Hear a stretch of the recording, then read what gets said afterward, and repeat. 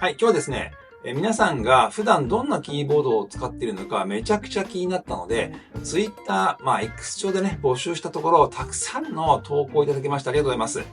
で、個人的にはですね、僕はキーボードは文房具ということをずっと言ってるわけですけども、仕事やね、作業内容にマッチした自分自身の道具としてのキーボードがみんなどんなものがあるのかっていうのにめちゃくちゃ興味があったというのが最大の理由でございます。で、それぞれのキーボードについてね、わかる範囲で概要欄にはリンク貼っとくんで、よろしかったらチェックしてみてください。果たしてね、皆さんがどんなキーボードを使っているのか、早速見ていきましょう。まず最初ですね、みんな大好きキークロンからです。清水優太グラフィックデザイナーさんですね。キーボードはキーボード81 Pro、スイッチがウィンターボンファイヤー、キーキャップが SLK テッソープラスドイズっていうのかな。読み方が間違っていたらごめんなさい。キーキャップを変えただけですが気に入っています。マクロパッドはアタック25です。アタック25ってなんかいいですよね。で、キークロンから発売されたワンプラスフィーチャリングとのコラボモデルの81 Pro ですよね。アカウント名からお仕事はグラフィックデザイナーの方ですかね。で、マクロパッドはデザイン作業では必須っていう感じですかね。このシルバーの本体に黒い丸みのあるキーキャップが独特の存在感を放っているんじゃないでしょうか。それからノブ下のページアップなどの3つのキーキャップをこれドイズに変えていることでリズム感がね生まれてますよね。これ見ちゃうと81プロ欲しくなっちゃいますよね。これね素晴らしいキーボードありがとうございます。続いて、コトロさんですかね。キークロン K7MAX、キースイッチがゲートロン KS33 ロープロファイル 2.0 チョコレートスイッチ、キーキャップが、これはウォーミアっていうのかな、ロープロファイル PBT です。このキースイッチはロープロファイルなのにソック感があってすごくお気に入りです。出社時や外出時に持ち運ぶ用で購入しましたということですね。いやー、これだけ見るとですね、キークロンとは想像つかないですよね。まさにキーキャップを変えることで自分好みのキーボードに育てるっていうことの素晴らしい例なんじゃないでしょうか。キーキャップは Amazon でも売ってるような感じなので概要欄にねリンク貼っておきますね。キースイッチも変えてあるということなのでまさに自分好みになっていて素晴らしいと思いますね。ありがとうございます。はい、続きまして鳥大ケチケチ電機さんですね。いつも動画楽しませてもらっています。こちらこそありがとうございます。私の今年のベストキーボード、キークロンの V1MAX です。キーキャップもデフォルトから入れ替え、軸は K プロのイエローを使っています。並行利用でロジクル MX キーズミニ Mac 用。やはり 75% サイズが好みで、キークロンのこのサイズは、キーの配列も非常に好み。F キーや右サイドのキーの間に少し隙間があることと、ボリュームつまみがあることでした。一時期は金属フレームの機種をいくつか使ったりしたのですが、私のデスクが手狭で書き物などをする際にはキーボードを頻繁に動かすので、だんだん金属の重量感がストレスになってきて、重量が軽いものを探した結果 V1MAX にたどり着きました。MX キーズミニは Mac 版がずっと欲しかったのですが、白しかカラーがなかったので、日本語配列を使っていましたが、US 配列の Mac 版が出たことに気づいてノールックでポチりました。ということですね。キークロの V シリーズはですね、手に入れやすい価格ながら、その打鍵感や音がなかなかに素晴らしくて、僕もおすすめしちゃう感じですね。ただちょっと VMAX シリーズは触ったことがないんですよね。Q1 シリーズとも同じレイアウトで 75% はね、僕も本当使いやすいと思ってます。スイッチもイエローに変えたということで、タクタイルだと思うんですけど、筐体での組み合わせもね、すごくいいんじゃないでしょうか。またですね、ロジクール MX キーズも併用しているとのことなので、通常プロファイルと、シザースイッチの使い分けっていうのはなかなかやるなと、そういう感じですね。ありがとうございます。続きまして、上川隆光さん。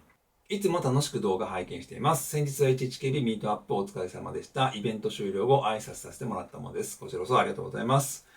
今お気に入りのキーボードは、キークロン 960MAX、スイッチがゲートロンベイビーカンガルー&、これは何ていうのかな、コスフォックス X カイルはアーティックフォックスクリッキー、ちょっとごめんなさい間違えたら。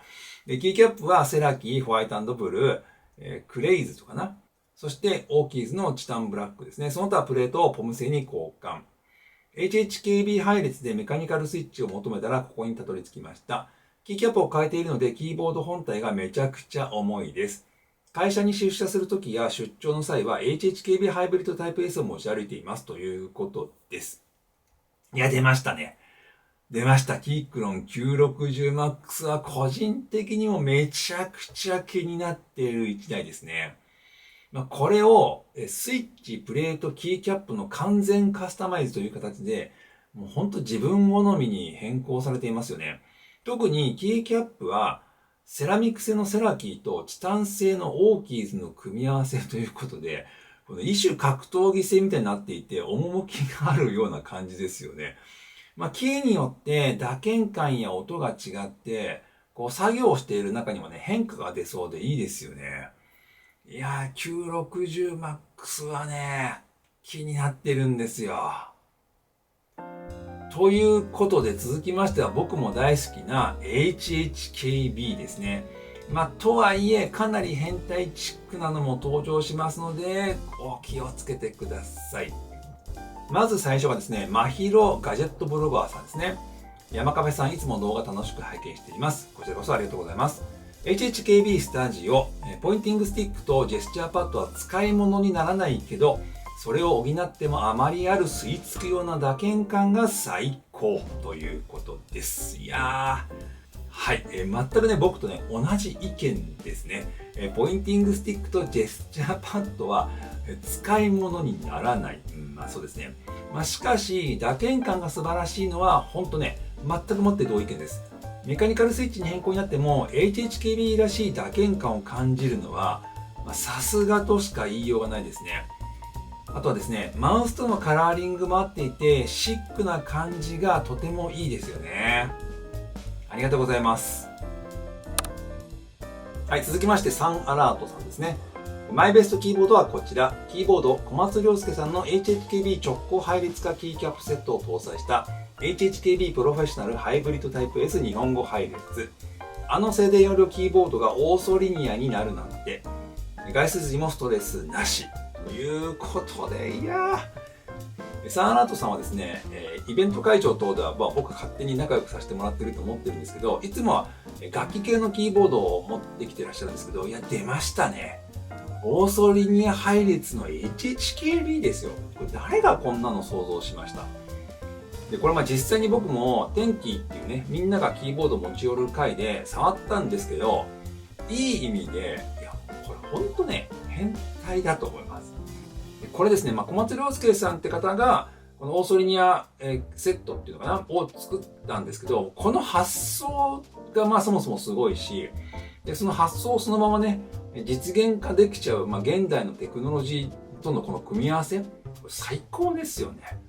で、これサンアラートさんは、これを YouTube でも解説されているので、リンクは概要欄に貼っておくんでね、気になる方はチェックしてみてください。いや、これ、ほんとすごいですよね。ありがとうございます。はい、続きましてカスタムキーボード系ですね。ボスティングカメムシさんというふうにお呼びしたらよろしいんでしょうか。間違っていたらごめんなさい。キーボードがアッコの MU01、スイッチがアッコのローズウッドですね。最近の流行に逆らった木製筐体に惹かれました。とても美しく所有満足度が高いようです。40プラスマイナス 5GF と軽めのスイッチですが、分厚いキーキャップと相まって低くコトコトした打鍵感は最高です。木製筐体というと、使う木にもよると思うんですけども、若干軽めの打鍵音を想像するんですが、このキーボードはですね、コトコトと素晴らしい音を聞かせてくれるんですよね。もしかしたらというか、このね、MOA プロファイルの丸っこいキーキャップと、ウォルナットの筐体の組み合わせっていうのがすごく合ってるんでしょうね。またこの色合いですよね。キーキャップとこの本体の色合いっていうのも、なかなかいいですよね。で、打鍵音の動画もあったので、リンクね、概要欄に貼っておくんで、ぜひチェックしてみてください。ありがとうございます。続きまして、コトロさんですね。コトロさん2つ応募いただきましてありがとうございます。キーボードがズオヤ GMK67、キースイッチがゲートロンミニ I スイッチ、キーキャップが YMDK ZDA プロファイルゲームボーイテーマキーキャップということですね。キーボードの名前が読み方間違っていたらごめんなさい。勇者工房さんで初めてこのキースイッチを触った時に衝撃を受けました。心地の良いコトコト音ととろけるような打鍵感で耳と指からエクスタシーを感じられる個人的に最強のスイッチです。しっかりとコトコト音が聞こえるので自宅での作業用に使用しております。このズオーや GMK67 はキースイッチ、キーキャップがない状態で販売しているためカスタマイズしがいがあります。またキーマップ変更ができるためキャプスロックに FN キーを割り当てて BIM のように操作できるようにキーマップ変更していますということです。こちらはですね、キースイッチが最高だということですが、見た目も白の筐体に可愛らしいキーキャップの組み合わせが、レトロな中にもちょっとテクノロジー系を感じさせるような、まさに、ゲームボーイテーマキーキャップという感じで、この組み合わせがですね、最高ですね。めちゃくちゃ僕好みです。ありがとうございます。続きまして、KSGM さんですね。キーボードがセラキーの NADA65 パンダ、スイッチがアッコのローズウッドということで、ローズウッド人気ありますね。セラキーのセラミックキーキャップを買う際に割安なので本体付きを買ったのですが、純正品だけあってキーキャップとの相性が抜群。打鍵感とクリーミーなコトコト音が素晴らしく、そのまま使用することに。ただし、スイッチは自分の指には重いだったので、軽いものに交換しました。75が理想なので来年に期待ですということです。これまたですね、キーキャップがセラミック製のセラキーを採用したキーボードですね。おっしゃる通り、セラキーの打鍵感は、本当クリーミーという言葉がぴったりなんですよね。で、僕個人的には重めのスイッチに合わせたいところなんですけども、KSGM さんは軽いスイッチに変更ということで、こういったところにもね、個人のね、好みが反映されていて面白いですよね。ありがとうございます。続きまして、タルプキーボードさん。ちょっと名前の見方が間違っていたらごめんなさい。キーボードは OLKB プレオニックっていうのかな。スイッチがですね、間違ってるかなこれ、テシーパディングミディアムリニアかな。キーキャップがタイハオ THT ブラック。読み方難しいよね。2016年に初代プレオニックを購入し、今回よりプレオニックに戻る。業務機。業務都合で机の上のデスクスペースを取れないためこのサイズ。ノート PC の入力に慣れており、ロープロは雑に打てるためこの仕様にということです。お仕事柄デスク上での小スペースということと、雑に打鍵できるロープロファイルという感じで、またこのね、オーソリニア配列でスッキリロープロファイルっていうのは見た目も相まってすごくいいですよね。プレオニックキーボードは恥ずかしいながらですね、名前は知らなかったんですが、ドロップでも販売されているような感じで結構有名なキーボードなんですね。業務都合でキーボードを選ぶ。めちゃくちゃわかりますね。なんですけど、業務が何かもめちゃくちゃ気になるということですね。ありがとうございます。よろしかったら業務を教えていただきたいです。はい、続きまして、ミミ777さんなのかな、777さんなのか、ごめんなさい。名前が間違っていたらごめんなさい。いつも楽しみに拝見させていただいています。私のお気にはこれです。キーボード、ラッキー 65V2 かな。キースイッチがベイビーカンガルー、キーキャップがアリエクで購入。すべてアリエクで購入した商品で構成しました。IT 関係で主に在宅ワークで使用しています。タクタイル軸と 65% レイアウトが好みです。ホームキーが高いのが悩みですということですね。すべてアリエクスプレスで購入ということで、その値段も気になるところですよね。在宅勤務ということで、結構音がね、鳴るのかな。タクタイルを選択されているというのも面白いと思います。IT 関係ということで 65% を選択しているのがほほーという感じですね。もしかしたら、ホームポジションから手をね、ほぼ動かさずに、カタカタやっているのを感じたんですかね。人それぞれですよね。面白いですよね。ありがとうございます。続きまして、こちら、ラフさんって呼んだらいいんでしょうか。TGR、リナ SMKX エディションです。このカラーは世界で30台しか作られておらず、ソウルメカニカルキーボードエクスポというイベントでの抽選で入手できるキーボードです。友人から譲っていただいたものですが、今年最後にして一番高いキーボードでした。今はまだビルドできていないですが、ブレーキンチェリー MX ニクシーズと DCS カフェでビルドしようと思っています。いや、マジで本当読み方が難しいです。本当は読み仮名振っていただきたいぐらいなんですけども、読み方間違っていたらごめんなさい。こちらはね、本体のみでベアボーンという、登場ですけども、一番高いということで、ちょっと調べたんですよね。そしたら、$600超え ?600 ドルだって。ってことはよ、ワンチャン10万ぐらいだよね。このベアボーンだけで10万近いって、どういうことって感じですね。びっくりします。これはね、ぜひ組み上げてみて、その打鍵感と音もちょっと紹介していただきたくなる感じですね。ありがとうございます。続きましてですね、ニックちゃん55。ごめんなさい。読み方間違えてたら本当申し訳ないです。キーボードがですね、キーカルトナンバー2 65、アンフィニッシュとパープル、GMK、ドラキュラかな。個人的に一番かっこいいと思うキーボードです。打鍵感、打鍵音ともにマイベストキーボードです。沼の入り口が山カフェさんのキークロン動画だったので、山カフェさんの罪は大変重いです。ありがとう。いや、こちらこそありがとうございます。筐体の上にですね、余白が見えてますけど、これは何とも言えずにいい感じですよね。キーキャップもキャプスロックの形状といいね、文字刻印の配色といい、可愛いとかっこいいが同居している感じがすごく面白くていいですよね。それから本体裏面もかっこいいデザインで、見えないところにも気を使っているのって、これはね、結構自己満足なんですけども、その自己満足が日々の作業の合間にちょこっとだけエッセンスを加えて、ニヤニヤしてね、モチベーションアップにつながるんですよね。ありがとうございます。続きまして、YMG Works 山 G さんですね。キーボードが Neo L5、スイッチに Xeon Works Raptor MX。間違ってたらごめんなさい。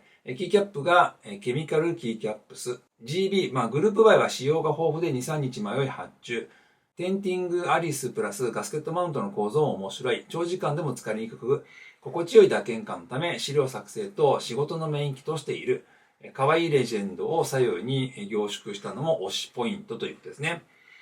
グループ Y ということですが、キーキャップのチョイスがね、もうさすがという感じですよね。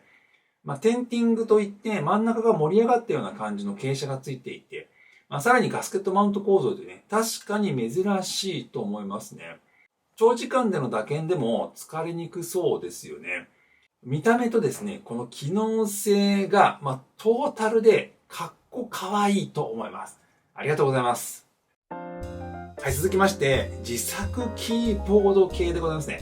これは本当に自分にマッチした作りになっているということもあって、かなりね、すごいですよ。エロミスさんですね。キーボードがペンギン 3041TPB、スイッチに YG スタジオ HMX、カングラン V2 かな。キーキャップが KAT オペレーターということです。自設計です。40% オーソリニア配列で余白をしっかりとって、ゆったり打てるように、余白を楽しむキーボードを目指しました。TPB はトラックボールの場所。センタープレートはマグネットモジュールでいろいろ置けますということですね。こちら天気の会場でも拝見させていただきましたけども、なかなかに考えられているキーボードじゃないでしょうか。この左右に分割しているレイアウトで、真ん中にトラックボールとかね、マジックトラックパッドなんかを配置できるような構造になってるんですよね。見た目は楽しさ満載ですが、キー配列がね、オーソリニアで効率性が重視されていると思います。楽しさと効率性を兼ね備えたキーボードじゃないでしょうかね。ありがとうございます。はい、続きまして、マスさんですね。キーボード、オムニ CS47、スイッチケイトロン G Pro 3.0 レッド、キーキャップ、グリマーっていうのかな。今年のエンドゲームを目指して作成したキーボードです。完成は来年になりそうですが、モデリングやコーディングを効率よくこなせるように設計しました。44mm 玉ですが、すっきりと収まったのもすごく気に入っていますということですね。こちらもですね、天気の会場で拝見させていただきましたけども、キーキャップがめちゃくちゃ可愛くて、これに合わせてキーボードを作ったということだと確かそうだと思います。確かに丸みを帯びたキーキャップとこの本体の形状、それからリストを含めたトータルのコーディネートがこのキーボードの世界観を作り上げていると思います。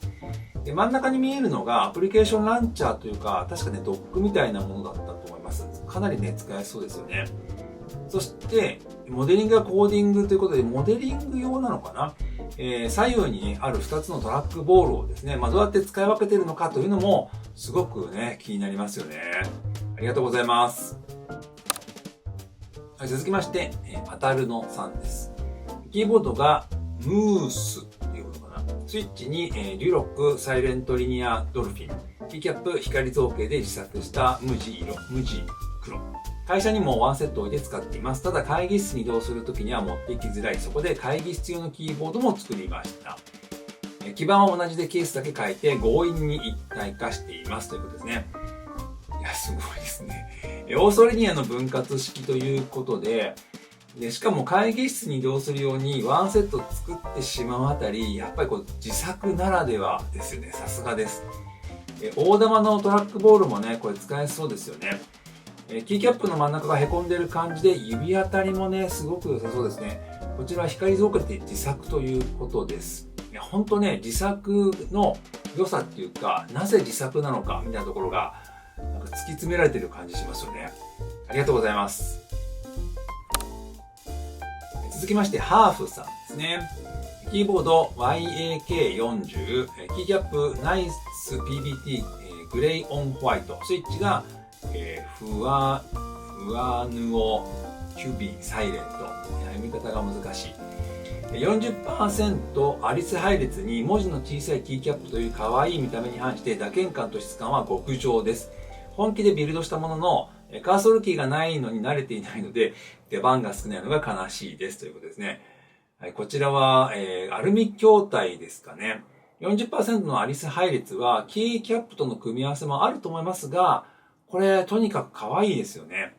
で、カーソルキーがなくて慣れないということなんですけども、個人的にはですよ、HHKB の US 配列もカーソルキーがなくてね、個人的に最初僕も慣れなかったんですけど、今となっては慣れちゃったので、使い込んでみたらどうでしょうかという、アドバイスになってるかわかりませんけど、ただやっぱりね、このキーキャップ筐体の組み合わせがね、可愛さが全開だと思います。ありがとうございます。続きまして、これは M. キッさんって呼んだらいいでしょうか。キーボードがクール937なのかな。キースイッチがカイルアディープシーサイレントミニアイレットって呼んだらいいのかな。ごめんなさい。キーキャップがオリジナル、made by FK キーキャップス、または404エラー KMA プロファイルキーキャップスということですね。30% 分割、Bluetooth によるケーブルレスは持ち歩いた先で最高の執筆環境を生み出せるキーボードです。これとスマホと飲み物があれば全て OK です。確かにそんな感じですね。いや、これはまたね、可愛いですよね。このサイズ感から持ち運びでどこでも入力可能というね、まさに最高の執筆環境という感じに仕上がってますよね。30% コンパクトということで、僕的にはですね、どんなショートカット、どんなコンビネーションなのかがすごく気になりますね。レイヤーがすごく気になります。慣れてくるとまさに相棒ということがね、ぴったりという感じじゃないでしょうか。スマホとの組み合わせもね、バッチリ決まってますよね。ありがとうございます。続きまして、ギークラビットさんですね。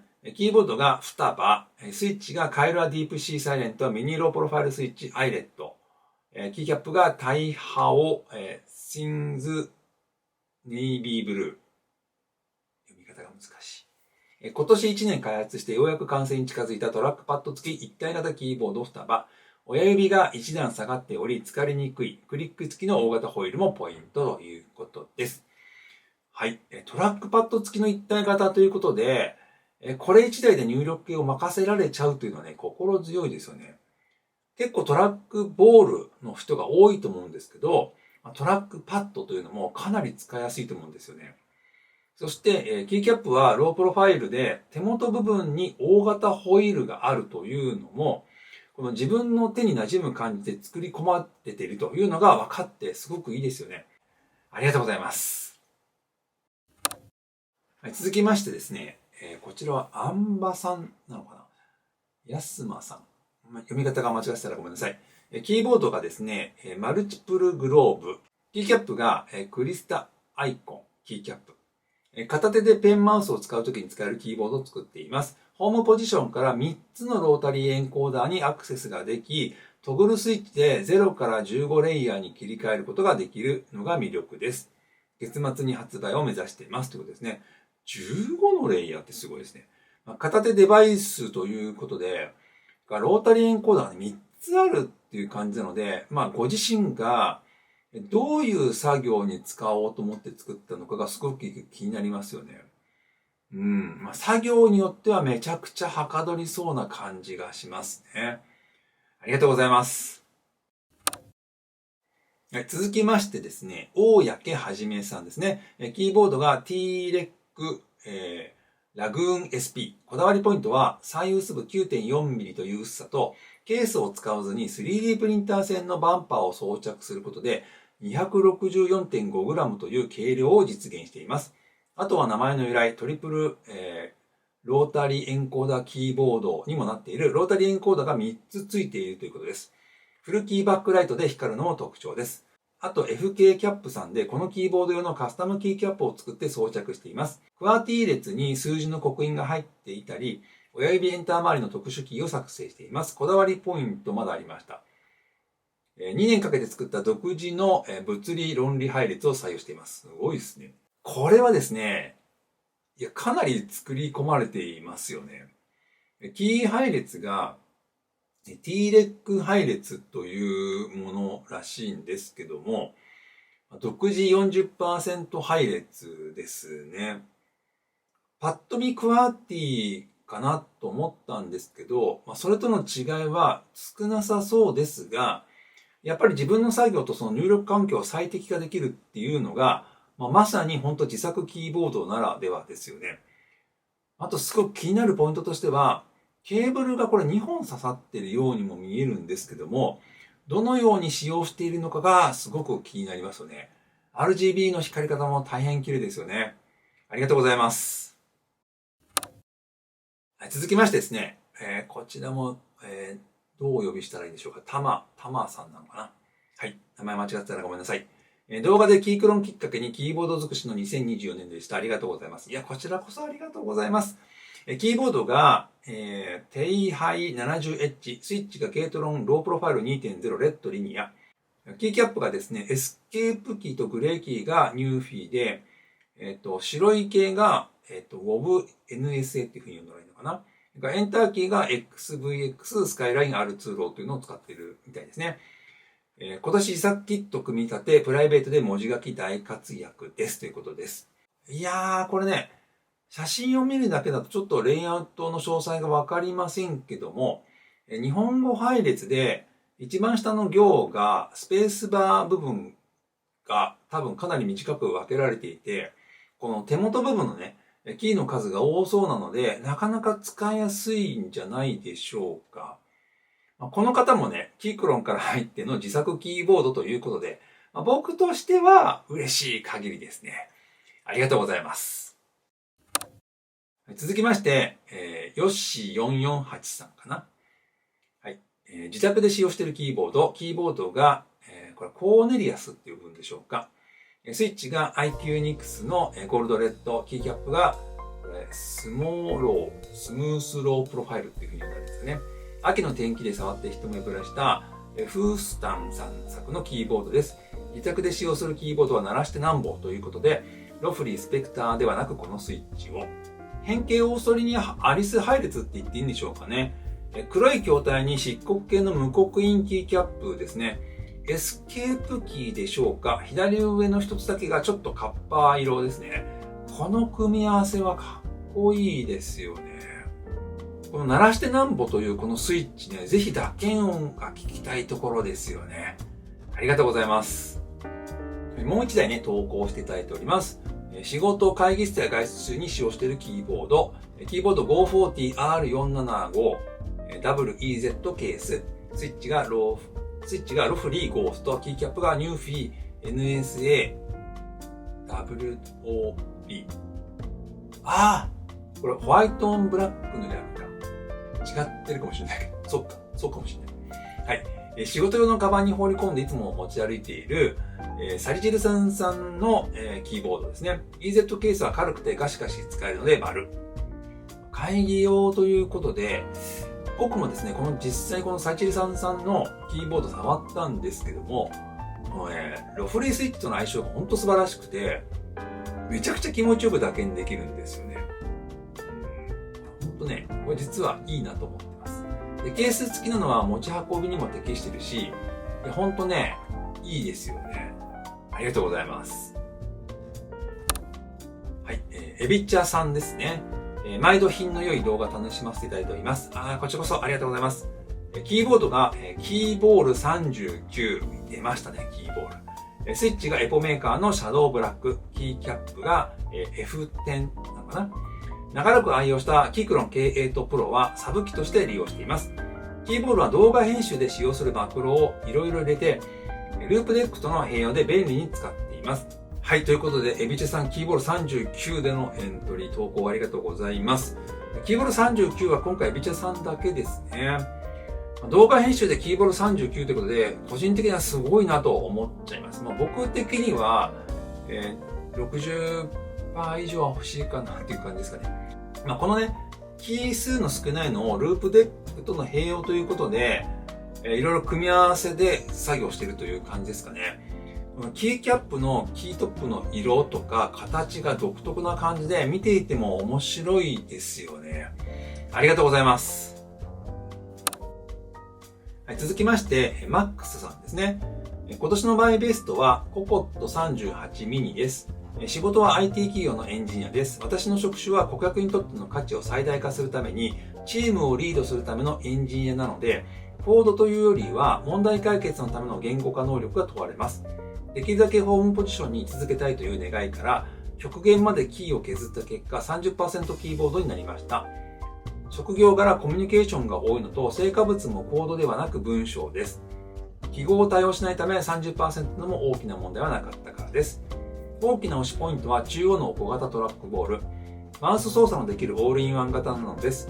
おかげさまで腕を動かして疲労することはなく仕事ができています。出社時は画像のような形でやっています。このスタイルができるのも一体型の良いところです。スイッチのディープシーサイレント V2 の色もバッチリ合っていて気に入っています。ケースは 3D プリンターで作れるので着せ替えし放題です。長々と書きましたが、このキーボードをマジで愛しています。よろしくお願いします。中央のカエルもボタンです。好きなショートカットを割り当てています。トラックボールを動かした瞬間にマウスレイヤーに切り替わる仕様なので、SDF などのキーにマウスボタンを割り当てています。中央のつまみは Mac の仮想デスクトップ切り替えなので当てています。30% なのに何でもできるということで、ありがとうございます。マックスさんはですね、このお仕事内容と、それの効率化のためのキーボードの選択が分かりやすくて、なるほど、だからこそのこのキーボードかという納得ですね。トラックボール内蔵で腕の疲労を極限まで減らす工夫がされていますね。また出社時の作業風景の写真も、ミニマムデュアルモニター構成って言っていいのかな。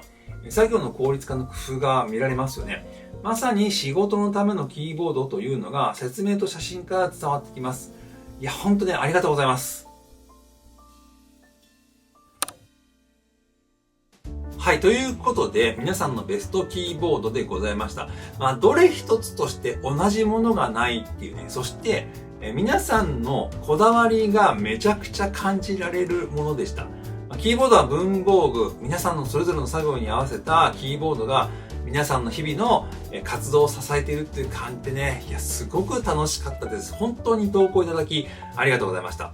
で、これのね、動画を見ている皆さんのベストキーボードもよかったらコメント欄で教えていただけると嬉しいです。それでは次の動画でお会いしましょう。さよなら。